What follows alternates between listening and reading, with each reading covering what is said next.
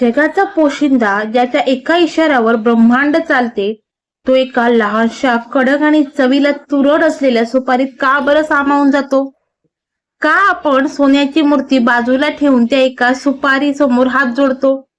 असं काय रहस्य आहे दडलंय या सुपारीमध्ये, जे तुमच्या आणि माझ्या अहंकाराला क्षणात भस्म करू शकतं? जर तुम्हाला वाटत असेल की तुमची पूजा देवाला पोहोचत नाहीये, तर हा व्हिडिओ शेवटपर्यंत नक्की पहा. कारण आज या साध्या सुपारीच्या माध्यमातून तुम्हाला तुमच्या भक्तीच्या सर्वात मोठ्या परीक्षेचं उत्तर मिळणार आहे.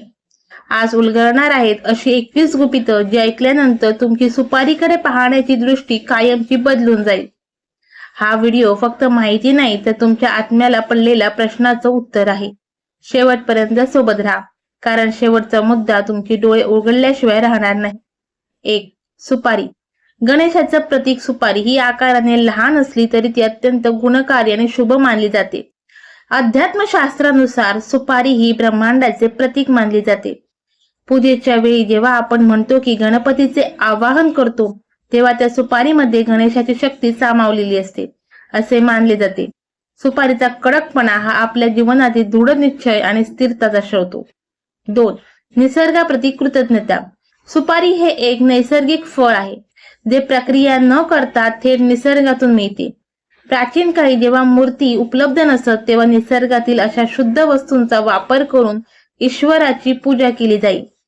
सुपारीचा वापर आपल्याला आपल्या मुळांशी आणि निसर्गाशी जोडून ठेवतो. 3. अहंकाराचा त्याग. सुपारीचे एक वैशिष्ट्य म्हणजे ती खूप कडक असते. ज्याप्रमाणे सुपारी फोडण्यासाठी कष्ट करावे लागतात, तसेच माणसाला आपला अहंकार सोडण्यासाठी प्रयत्न करावे लागतात. पूजेत सुपारी अर्पण करणे म्हणजे आपला ताठरपणा आणि अहंकार देवाच्या चरणी अर्पण करणे होय. जेव्हा आपण कडक सुपारी देवाला अर्पण करतो, तेव्हा आपण आपल्या मनातील कठोर भावना शुद्ध करण्याचा संकल्प करत असतो. 4. शुद्धता आणि पावित्र्य. सुपारी हे फळ शुद्ध मानले जाते. ती एकदा झाडावरून काढली तर बराच काळ टिकते, खराब होत नाही. हे गुण माणसाच्या भक्तीमध्ये असावेत, म्हणजेच आपली भक्ती ही अक्षय आणि निर्मळ असावी. म्हणूनच तांबूल म्हणजे विड्याचे पान आणि सुपारी अर्पण केल्याशिवाय कोणतीही पूजा पूर्ण मानली जात नाही. 5.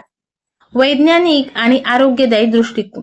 केवळ अध्यात्मातच नाही, तर आयुर्वेदातही सुपारीला महत्व आहे. सुपारी ही पाचक असते आणि मुखशुद्धीसाठी वापरली जाते.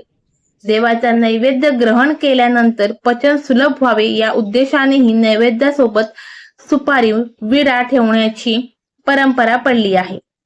6. सामाजिक एकतेचे प्रतीक. विडा सुपारी परंपरा. सुपारी ही केवळ देवाच्या पूजेतच नाही, तर पाहुणचारातही महत्वाची आहे. विडा सुपारी देणे म्हणजे एखाद्या कार्याचा विडा उचलणे किंवा नातेसंबंध दृढ करणे होय.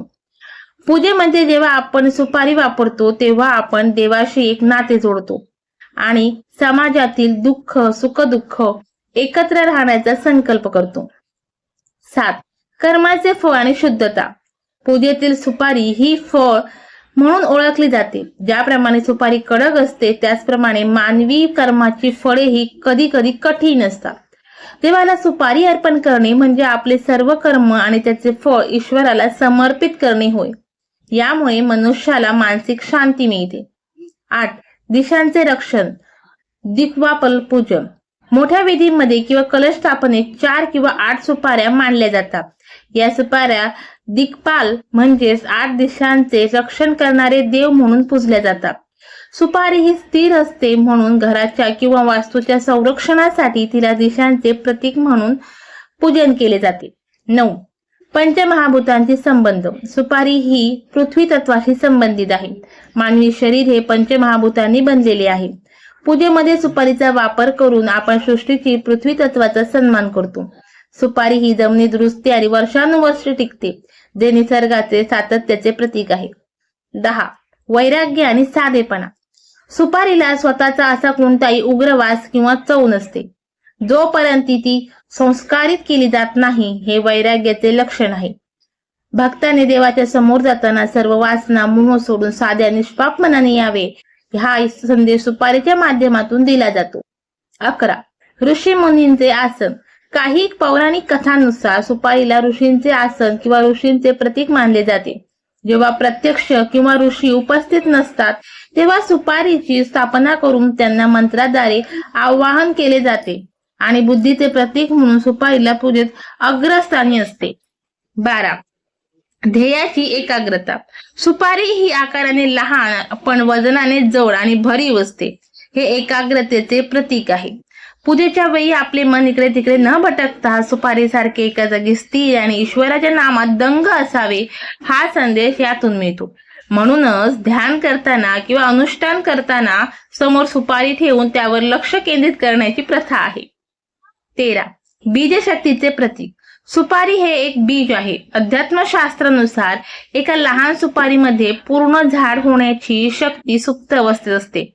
त्याचप्रमाणे आपल्या मनात असलेल्या भक्तीच्या लहान बीजाचे रूपांतर डौलदार वृक्षात व्हावे या श्रद्धेने पूजेत सुपारी अर्पण केली जाते.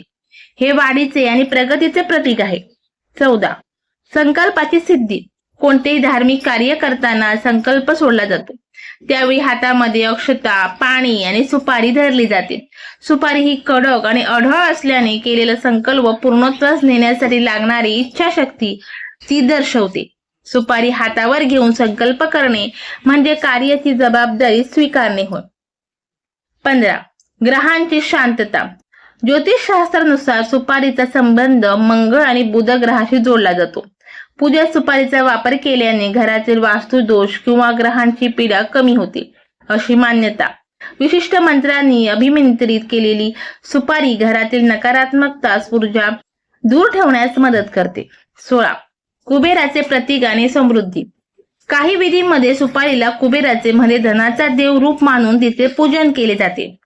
विशेषतः तिजोरीमध्ये किंवा पैशांच्या ठिकाणी सुपारी पुजून ठेवली जाते. सुपारी ही पूर्ण फळ असल्याने ती घरात अन्नाची आणि धनाची कमतरता भासू देत नाही असे मानले जाते. 17. शरीर आणि मनाचे संतुलन. ज्याप्रमाणे सुपारी बाहेरील बाजूने अतिशय कडक आणि आतून मऊ असते तसेच मानवी व्यक्तिमत्व असावे. बाहेरून शिस्तबद्ध आणि आतून प्रेमळ. पूजेतील सुपारी आपल्याला संदेश देते की संकटाशी लढताना कडक राहा पण इतरांशी वागताना मनात भक्तीचा ओलावा ठेवा. 18. पर्यायी देवत्व. अनेकदा पूजेत सर्व देवांच्या मूर्ती उपलब्ध नसतात. अशा वेळी शास्त्रानुसार सुपारी हा सर्वोत्तम पर्याय मानला जातो. वरुण देव, इंद्रदेव आणि अगदी मातृका पूजनामध्ये सुपारीच्या स्थापना करून तिला विशिष्ट देवाचे स्वरूप दिले जाते. सुपारी हे हव्या त्या रूपात ईश्वराला पाहण्याचे एक माध्यम आहे. 19. सुपात्रतेचे प्रतीक. शास्त्रात सुपारी या शब्दाचा अर्थ सुपात्री असाही लावला जातो. म्हणजे जो उत्तम पात्र आहे तो.